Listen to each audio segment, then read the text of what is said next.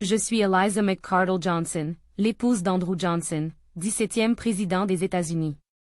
Mon rôle en tant que première dame, de 1865 à 1869, fut bien différent de celui des femmes qui m'ont précédée. Contrairement à beaucoup, j'étais déjà une femme de santé fragile, et les événements tumultueux de cette période n'ont fait qu'accentuer les défis que je devais affronter. Je suis née en 1810 dans une petite ville du Tennessee. Dès ma jeunesse, j'avais une soif insatiable de connaissances. Bien que je ne sois pas allée très loin à l'école, j'ai complété mon éducation par mes propres moyens.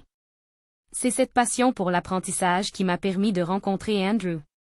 Je l'ai aidé à perfectionner sa lecture et son écriture lorsqu'il était encore un simple tailleur. Nous partagions une ambition commune, créer une vie meilleure pour notre famille. Notre ascension fut laborieuse. Andrew gravit les échelons de la politique grâce à son dévouement et à son travail acharné. Pendant ce temps, je restais dans l'ombre, gérant notre foyer et élevant nos enfants. Mon rôle de soutien était indispensable, mais j'étais heureuse de voir mon mari réaliser ses rêves. Puis vint l'année 1865.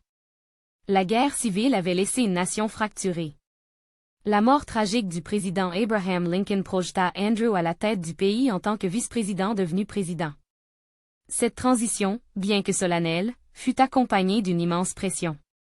En tant qu'épouse du président, j'étais censée jouer un rôle public, mais ma santé fragile me confinait souvent dans nos appartements à la Maison-Blanche. Malgré mes limites physiques, je tenais à rester impliquée dans ce que je pouvais. Je conseillais Andrew dans l'intimité de notre foyer, offrant des perspectives que j'espérais utiles pour guérir une nation en crise. Nous étions confrontés à de nombreuses controverses, notamment la reconstruction et les tensions croissantes avec le Congrès. Mon mari, convaincu de ses principes, refusait souvent de plier face aux pressions politiques. Cette rigidité, bien qu'honorable, le rendit impopulaire et nous attira bien des ennemis. Pendant ces années, je fus remplacée dans mes devoirs publics par notre fille aînée, Martha. Elle reprit avec grâce le rôle de première dame suppléante, organisant des réceptions et représentant notre famille lors d'événements officiels.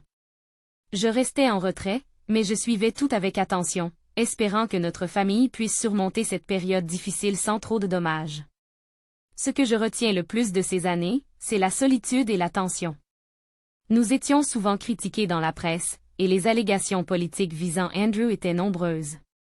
Le procès en destitution, bien qu'échoué, fut un coup dur pour notre famille. Mais dans cette adversité, je trouvais une force insoupçonnée.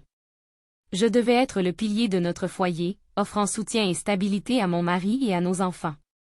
En 1869, lorsque nous quittâmes la Maison-Blanche, ce fut un soulagement.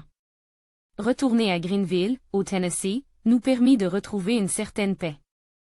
Je passais mes journées à me consacrer à ma famille et à réfléchir aux sacrifices que nous avions consentis pour servir notre pays. Aujourd'hui, alors que je regarde en arrière, je me rends compte que mon rôle, bien que discret, fut essentiel. J'ai été une femme dévouée à sa famille et à son devoir, même si mon nom ne brille pas dans les livres d'histoire. Ma force résidait dans mon soutien silencieux et dans ma capacité à endurer les épreuves sans perdre de vue l'essentiel, l'amour pour ma famille et l'espoir d'une nation unie.